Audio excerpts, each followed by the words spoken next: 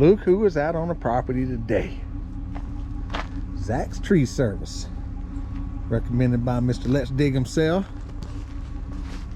Over here trimming branches go over the house and getting dead wood out. There's a ton of dead limb stuff which never been taken care of. You can see a bunch of it from here.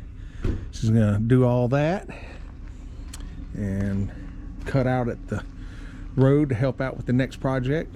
Chris didn't want to cut next to the power lines, so he got those down. Got a little mini here. Probably do a little something with that.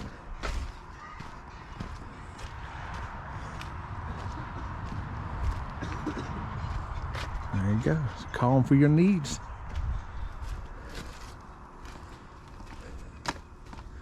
Oh, it's been passed by Chief Inspector, so you know it's good.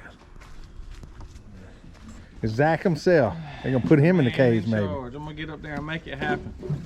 That's something. That's what it's about, being the boss man, right? You got to make it happen. Yeah, yeah. You can't always sit in the truck and just point, can you? When the help don't show up, you know. Yeah. You gotta just make it happen. I thought that was a fake chainsaw when I first saw it. Little tiny thing. My little Tonka toy there. Yeah.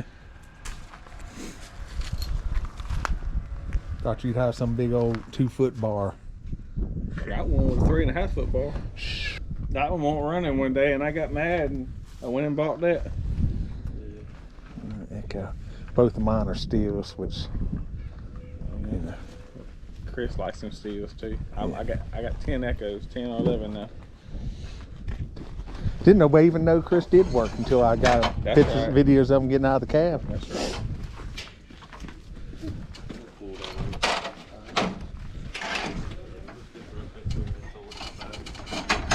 I used to get some video evidence every now and then, but I'm just too busy these days. Yeah.